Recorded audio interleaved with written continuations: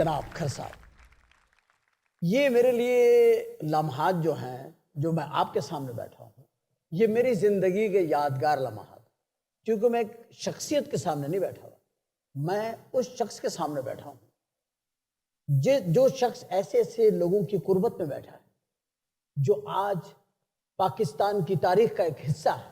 تو یہ میرے لیے بہت ہی ریسپیکٹیبل مومنٹ فار می کہ I am sitting with you sir. یہ آپ کی مہربانی نوازش. نہیں سر، یہ میری مہربانی نہیں ہے، یہ وقت کا بڑا اہم تقاضا ہے. اور آپ کے جب سے بیانات میں پڑھ رہا ہوں، جب سے میں نے اب مجھے پڑھنے لکھنے کا شعور آیا، اور میں نے آپ کو جب بھی دیکھا ہے، میں نے دیکھا ہے کہ آپ نے غلطی بھی کی ہو تو آپ نے کہا ہاں، اور آپ نے اچھا بھی کیا تو آپ نے کہا ہاں. یہ سیاسی سوچ سے بڑی مختلف بات ہے. آپ چیف منسٹر پنجاب رہے ہیں، آپ گورنر رہے ہیں. بھٹو صاحب کا چیف پولیٹیکل ایڈوائزر بھی رہا ہوں. یہ بات جو میں کہتا ہوں، بھٹو صاحب جیسے ذہین شخصیت کے پولیٹیکل ایڈوائزر، یعنی کہ یہ کتنی بڑی بات ہے. بھٹو صاحب جو خود اب پولیٹکس کا ایک سمبل بن گئے ہیں، ان کے آپ پولیٹیکل ایڈوائزر تھے. اور حضرات، یہ وہ جگہ ہے جہاں ہمیں ان کو یہ کریڈٹ دینا ہے کہ ذہانت جو ہوتی ہے نا، وہ کسی بات کی عہدے کی نہیں ہوتی، وہ ذہین آدمی ذہین ہی ہوتا ہے. سر، ہم شروعات یہاں سے کریں گے. جو اس وقت پنجاب میں گورنر ہیں، سلمان تاثیر صاحب، جی. آپ اس کو کیسے دیکھتے ہیں ایز اے گورنر؟ کیونکہ آپ رہے ہیں، آپ کیسے دیکھتے ہیں کہ یہ اس وقت بالکل ٹھیک مومنٹ ہو رہی ہے، وہ صحیح ساری سمت میں جا رہے ہیں؟ ہرگز نہیں. میں یہ نہیں کہ میں ان کو کرٹیسائز کروں. میرے ایک وقت میں بہت قریبی دوست بھی رہے. لیکن انسانوں کا کئی رخ ہوتے ہیں. جی جی. جیسے آپ پہلے بھی ایک بات کر رہے تھے کہ جی مصطفیٰ کھر صاحب، آپ میرے سامنے بیٹھے ہیں اور آپ جو غلط کرتے ہیں یا صحیح کرتے ہیں وہ آپ اس کو مانتے ہیں. میرے خیال میں ہمارے ملک میں سیاست کی کانسیپٹ ہی غلط ہے. سیاست عبادت ہے. اور میں یہ نہیں کہتا کہ سیاست صرف بہت زیادہ نیک لوگ کر سکتے، لیکن یہ ایک بہت بڑی چیز ہے کہ سیاستدان اگر عوام کے سامنے سچ نہ بول سکے اور اپنے عیب اور اپنی اچھائیوں کو اون نہ کر سکے، وہ سیاستدان نہیں، وہ مداری ہوتا ہے. نہیں، سیاستدان نہیں ہے وہ. نہیں، سیاستدان نہیں ہے. سیاست کا جو اب یہاں جو سب سے زیادہ جھوٹ بولتا ہے وہ کہتے ہیں وہ سیاستدان ہے. سیاستدان کے منہ سے نکلی ہوئی چیز پہ لوگ دوبارہ سوچے نہیں کہیں. جو کچھ یہ کہہ رہے ہو سکتا ہے اس کی سوچ غلط ہے، لیکن یہ ایمانداری سے کہہ رہے ہیں اور اس میں سچائی ہے. جب آپ بات کریں اور لوگوں کو سوچنا پڑے کہ یہ کہہ کیا رہا ہے، کرے گا کیا، وہ سیاستدان نہیں ہے. وہ جیسے میں نے آپ کو کہا، وہ آپ نے دیکھا ہوگا کہ ان پہ سڑکوں پہ دوائی بیچنے والے کھڑے ہوتے ہیں اور بڑی اچھی تقریر کرتے ہیں، اس کے بعد دوائی بیچ کے چلے جاتے ہیں، لوگ ان کو تلاش کرتے ہیں، وہ ملتے ہیں. سیاستدان کی ہر بات جو ہے اس میں اتنا وزن ہو کہ اس کی زندگی میں اور اس کے بعد کبھی یہ کوئی نہ کہہ سکے کہ ہمارے سامنے غلط کیا. اس کی بات میں وزن ہو، اس کی جو پالیسی ہے وہ اتنی وزندار نہ ہو کہ اس سے اتنی مہنگائی آ جائے کہ پبلک اس بوجھ کو اٹھا نہ سکے. وہ پالیسی نہیں ہوتی. پالیسیز ہمیشہ حکمران وہ بناتے ہیں کہ وقتی طور پہ اگر تکلیف ہو تو اس کے لانگ ٹرم مفاد ہیں، اور ان کو صدیوں تک لوگ یاد کرتے ہیں. یہ جو ہمارے ملک میں یہ ساری چیزیں ہیں جن کو آج آپ دیکھ رہے ہیں، ان کی صرف ایک وجہ ہے کہ ہمارے پولیٹیکل لیڈرز جو ہیں، ایک تو ان میں اہلیت نہیں ہے اور حرص ہے. حرص بیماری ہے. جن لوگوں کو اللہ حرص دے دیتا ہے وہ بادشاہ بھی بن جائے تو فقیر ہے. یہ حسد نہیں ہونا چاہیے. نہیں، یہ آپ نے دیکھا فقیر کیا ہوتا ہے؟ انسان ہوتا ہے. صحیح. لیکن فقیر کا ہاتھ ہمیشہ ایسے ہوتا ہے. حکمران کا ہاتھ کبھی ایسا نہیں ہوتا. حکمران دینے والا ہوتا ہے، لینے والا. تو اگر آپ کو کرسی کی لالچ بھی نہ ہو، ہمارے 90% سیاستدان جو ناکام ہوئے اور تباہ ہوئے وہ اس کرسی کو چھوڑنا نہیں چاہتے. وہ ہیں جن کو میں نے کہا کہ وہ حرص، لالچ اور کرسی کی محبت سے پاک اور وہ ہے. پھر یہ ایسا آدمی کہاں سے لائیں گے ہم جو کرسی کی محبت ہی نہ ہو؟ خدا، آپ یہ بتاؤ، یہی آپ غلط کہہ رہے ہیں. آپ پاکستان کے لوگوں کو جانتے نہیں. پاکستان کے لوگوں کی طاقت اور پاکستان کے لوگوں کی جو ہے اہمیت، وہ میں آپ کو ایک لفظ میں بیان کرتا ہوں. جی. آپ یہ بتائیں کہ یہاں بہت سارے ایسے لوگ ہیں جو سڑکوں پہ پھر رہے ہیں، بی اے ہے، ایم اے کی ڈگری ہے، لیکن ان کو کھانے کو کچھ نہیں. کسی نہ کسی طریقے سے وہ اپنے کوئی چیزیں بیچ کے یا ماں باپ ادھار مانگ کے ان کو یا مڈل ایسٹ بھیج دیتے ہیں یا یورپ بھیج دیتے ہیں یا امریکہ بھیج. جب وہاں سے آتے ہیں تو وہ لاکھ پتی اور کروڑ پتی بن گئے. اگر اس کمپیٹیٹو ورلڈ میں پاکستانی جا کے اپنا مقام اور عزت پیدا کر سکتا ہے اپنی محنت سے، اپنی عقل سے، لیکن ہمارے ملک میں اس کو 2 وقت کی روٹی نہیں، اور کیوں نہیں ہوتی؟ اس لیے کہ یہاں میرٹ نہیں. یہاں جب تک کوئی زرداری صاحب کا بندہ نہ ہو، مصطفیٰ کھر کا کوئی بندہ نہ ہو، یا قائم علی شاہ کا بندہ نہ ہو، کسی کا بھی ہو، اگر وہ ہے تو وہ اگر اس میں ساری برائیاں ہیں تب بھی وہ اونچے سے اونچے مقام پہ پہنچ. لیکن جس شخص میں خدا داد صلاحیت ہے یا اس میں کمپیٹنس ہے، اللہ نے وہ تمام چیزیں پوری کی ہیں، وہ کہیں فٹن نہیں ہوتا، وہ دھکے کھاتا رہتا ہے. جب تک آپ اس ملک میں، یہ ملک آزاد تو اس لیے کرایا تھا نا کہ جو انگریز تھے وہ اپنی پسند کے لوگ جو ان کے مفاد کے لیے ہوتے ان کو اہمیت دیتے تھے، جاگیریں بھی دیتے تھے، عہدے بھی دیتے تھے، لیکن میرٹ نہیں تھا. یہ تو سمجھ میں میری آگے بات. لیکن یہ سسٹم جس کے خلاف آپ بات کر رہے ہیں، اس سسٹم کا ایک حصہ آپ خود بھی رہے ہیں. ایسے سسٹم میں آپ کی حکومت بھی رہی ہے، آپ کے اس میں گورنر بھی رہے ہیں، چیف منسٹر بھی رہے، اور انہی مسائل میں رہے ہیں. آپ مسائل بھی یہی فرق ہے. میں آپ کو اس کا بتانا چاہتا ہوں. آج تک اگر پنجاب کی تاریخ میں لوگ یاد کرتے ہیں تو وہ نواب کالا باغ کو یاد کرتا ہے، مصطفیٰ کھر کو یاد کرتے ہیں، اور یا میاں صاحب کو بھی ایک حد تک، میاں شہباز شریف. اور کیا ہوا تھا؟ اس لیے کہ جب میں گورنمنٹ میں تھا، یہ کوئی مقصد ہسٹری کی بات ہے، اور یہ آپ جا کسی کو پوچھ لیں، 6 مہینے کے بعد میں نے گورنر ہاؤس میں بیٹھ کے پریس کانفرنس کی تھی، اور اس پریس کانفرنس میں نے کہا تھا کہ آج کے بعد اٹک سے لے کے اور سعد آباد تک ہر پنجابی جو رہتا ہے، اگر اس کی کوئی انگوٹھی یا اس کی کوئی چیز چوری ہو جائے تو میرے گورنر ہاؤس میں آ کے مجھ سے وصول کریں. اس لیے کہ اور یعنی آپ نے کہا کہ گورنر ہاؤس آئے اور وہ چیز مجھ سے آگے لے جائیں، کیونکہ آپ کو یہ یقین تھا کہ وہ چیز چوری ہو کے وہیں آئے گی؟ نہیں، مجھے یہ پتا تھا کہ میں گورنر ہوں، اور اگر میں لوگوں کو، ان کو رات کو سونے کی، یہ نہیں ہے کہ وہ آرام سے سو سکیں، اور ان کی جان اور مال محفوظ نہیں ہے، تو لعنت ہے میرے گورنر رہنے پہ. تو میں نے یہ سارا کچھ کیا تھا اور کامیاب ہوا. بہت اچھی بات کی آپ نے یہ فرمایا کہ آپ وہ چیزوں کی ذمہ داری آپ اون کر رہے تھے کہ بھئی کیونکہ میں گورنر ہوں، میری اسٹیٹ ہے، میں چیف منسٹر ہوں، تو میرا یہاں پہ بات سنو، یہی تو حکومت کرنے کا ایک طریقہ جو میں آپ کہہ رہا تھا نا، سیاست غلط. حضرت عمر رضی اللہ تعالیٰ عنہ رات کو جا کے وہ پوچھتے تھے لوگوں کا حال. تو ایک بوڑھی عورت تھی، اس کے جا کے پوچھا کہ جی آپ کو کیا تکلیف ہے؟ تو اس نے کچھ برا بھلا کہا اور کہا کہ حضرت عمر کی حکومت ہے، مجھے یہ تکلیف ہے. تو اس نے کہا بی بی، حضرت عمر تو وہاں بیٹھے ہیں، اس کو پتہ بھی نہ ہو. تو اس نے کہا کہ اگر وہاں بیٹھے ہیں اور میری حالت کا نہیں پتا تو پھر وہاں بیٹھے کیوں؟ تو یہ ہے حاکمیت. اور یہ ہو سکتا ہے دنیا میں، یہ ہو رہا ہے، ہمارے ہاں بھی ہو رہا ہے. یہ ہماری پولیس دیکھیں اتنی اچھی ہے کہ نہر میں پنجاب میں لوگ نہا رہے ہیں، وہ نہاتے ہوئے لوگوں کو باہر نکالتے ہیں، ان سے کہتے ہیں کپڑے پہنو، ہم نے تمہاری تلاشی لینی. یہ پولیس کا قصور نہیں ہے، کانسٹیبل خراب نہیں. ہر جگہ پہ برائی کے ذمہ وار اوپر والے لوگ ہوتے ہیں، نیچے والے. جیسے فیشن کے ذمہ وار شوبز کے لوگ ہوتے ہیں، شوبز کے لوگ ہوتے ہیں، کیونکہ وہ اوپر ہے، لوگ ان کو دیکھتے ہیں. ویسے ہی کہتے ہیں جی ہمیں مدھوری جیسی وہ قمیض بنا دیں جو فلانی جگہ پہنی تھی، یا ایشوریہ رائے جیسی.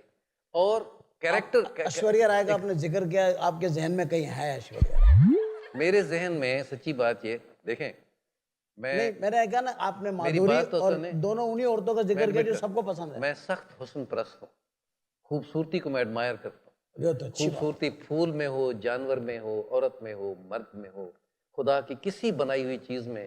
جو لوگ خوبصورتی کو ایڈمائر نہیں کر سکتے وہ تو حیوانوں سے بھی برے ہیں. لیکن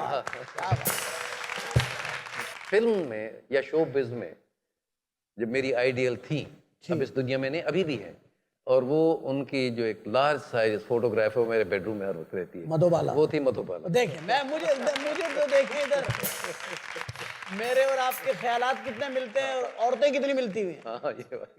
آپ کو عورتیں کس قسم کی پسند ہے؟ دلیر، بے باک، ذہین، یہ صرف خوبصورت؟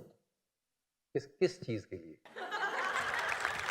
اب یہ ایک سوال ہے. دیکھیں، نہیں یہ سوال ہے اگر آپ یہ کس چیز کے کہیں، لیے. آئیے میں بتاتا ہوں. اگر بیوی کی صورت میں دلیر، بے باک، بہادر اور یہ ساری خوبیاں، پھر تو جوتے کھانے ہیں نا آپ نے. وہ مارے گی کہ نہیں صحیح، چھوڑے گی آپ کو مطلب یہ آپ کو بیوی میں یہ کوالٹی نہیں چاہیے، نہیں بیوی میں یہ کوالٹی میں آپ کس میں چاہیے یہ گرل فرینڈ میں؟ نہیں ہر انسان میں چاہیے نہیں، یہ تو عورت یار کا دلیر ہونا، بات تو سنو میری گرل فرینڈ کوئی نہیں ہے مجھے معلوم ہے گرل فرینڈ کا آپ کے پاس سسٹم ہی نہیں ہے. ہاں نا اب یہ شادی کر لینا میرے نزدیک ایک بہترین کام ہے، میں اس کے حق میں ہوں.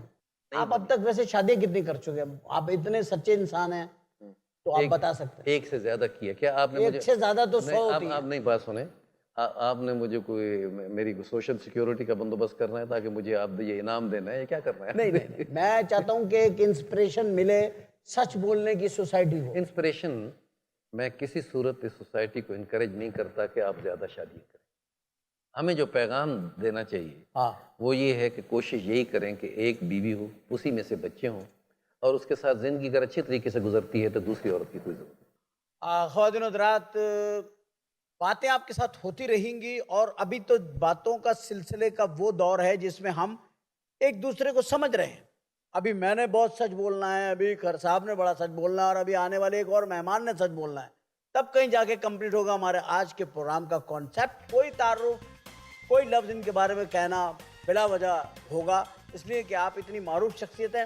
اور ہم دونوں بیٹھے ہوئے اس وقت ڈسکس اس بات پہ کر رہے تھے کہ ہمیں جو پسند ہے، ہم جو اچھا سمجھتے ہیں، ہم جو ہمارے لیے اچھا ہے ہم وہ کرتے ہیں، اس لیے کہ یہ ہماری اپنی ریکوائرمنٹ ہوتی ہے ہماری شخصیت کی. اس میں کسی کی اختلافی نہ ہو، کوئی دوسرا انسان پریشان نہ ہو، بس اتنا خیال رکھنا پڑتا ہے. اور کھر صاحب نے یہ سارے خیالات رکھے ہیں. کھر صاحب، سب سے بڑی بات تو مجھے یہ بتائیے کہ آپ پیدا کب ہوئے؟ میں 1937 میں پیدا ہوں، 2 اگست کو. لیو آپ کا سٹار ہے، لیو جی شیر، پتہ نہیں جیسے ہی ہے. شیر ہے. ہاں شکار کھیلنا آپ کی مطلب عادت بھی ہے؟ شکار کھیلنا ہمارے لیے ایک ہمارا خاندانی ورثہ تھا. ظاہر ہے سب کھیلتے جاگیرداروں میں ہوتا ہے. ہاں اس وقت بہت بڑی ذمہ داریاں بھی ہماری تھیں. میرے والد کی 50,000 ایکڑ زمین تھی، ماشاء تو شکار بھی ہمارے اپنے تھے. سب آپ نے کچھ زمینیں غریبوں میں تقسیم کی ہے؟ دینی پڑی ہیں. ایوب خان کے وقت میں بھی تقسیم کی ہیں، اچھا، اور ذوالفقار علی بھٹو کے وقت میں بھی تقسیم کی ہیں. بہت غریبوں میں ہاں اپنی زمینیں بانٹنا بڑی بات ہے. غریب بھی لیتے ہیں. تو آپ جو آگے زمین کا مالک ہے اس کو تو زمین وہ مل ہی نہیں سکتی، صحیح بات. تو ان کو دیے. تو اب تو ہمارے پاس تھوڑی زمینیں ہیں، گزارا ہے. شکار کھیلتے ہیں، لیو سٹار ہے آپ کا. لیکن اب جو نا، میں پہلے شکار کرتا تھا، لیکن شکار میں ہمیشہ اتنے جانوروں کا شکار کرتا تھا جو میں سمجھتا ہوں کہ یہ ضروری ہے ہمارے کھانے کے لیے، پینے کے لیے.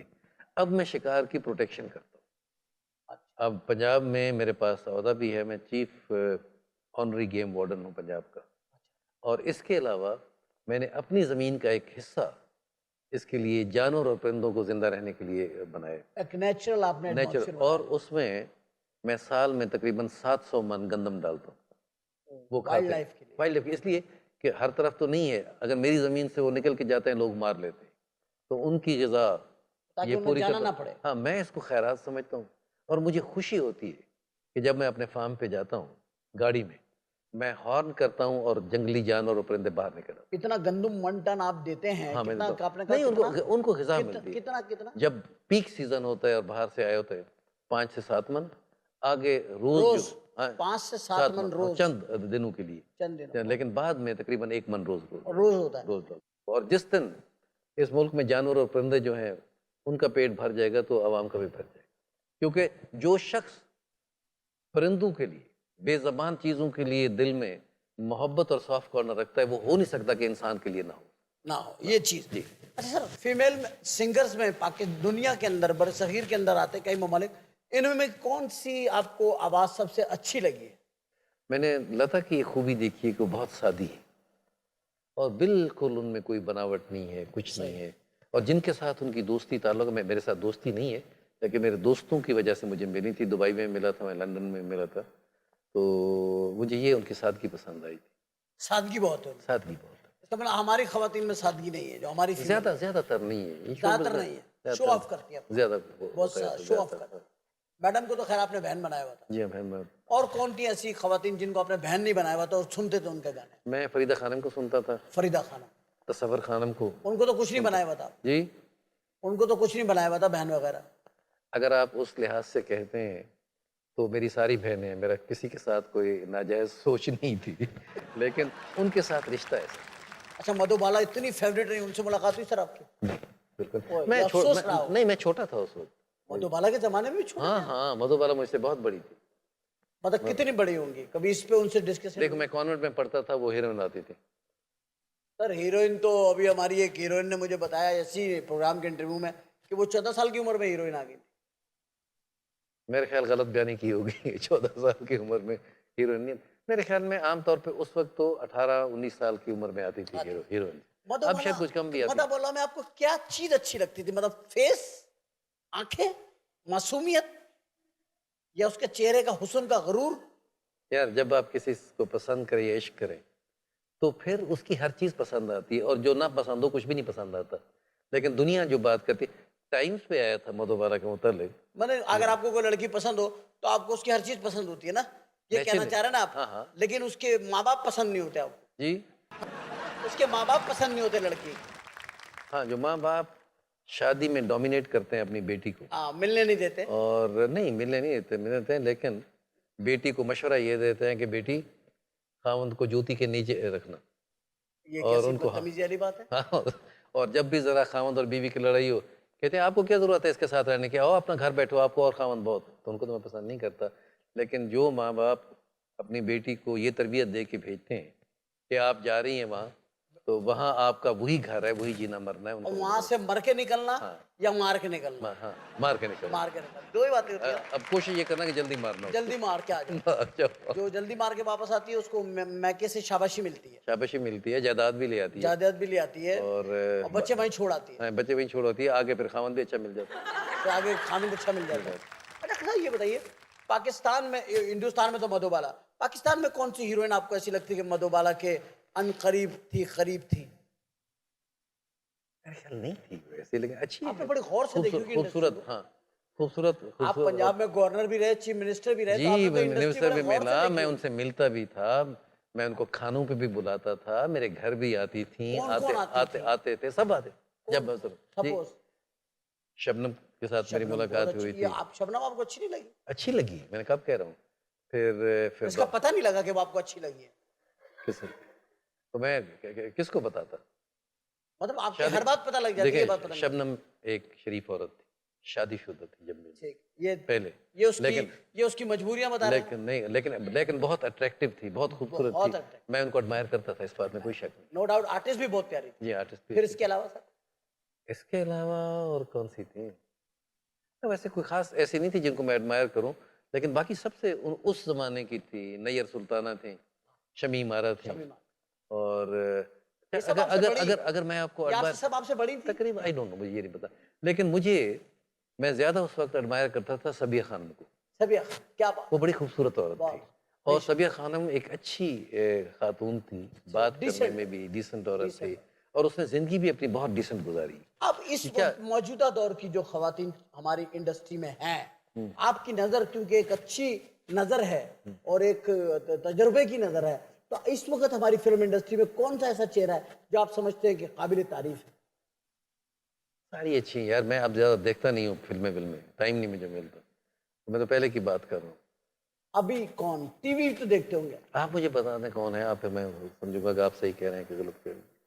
ٹی وی میں بہت ساری خوبصورت لڑکی ہیں, مجھے نام نہیں پتا, لیکن بڑی خوبصورت, بڑی اٹریکٹیو اور بڑی ٹیلنٹڈ لڑکیاں ہیں, بالکل ہے.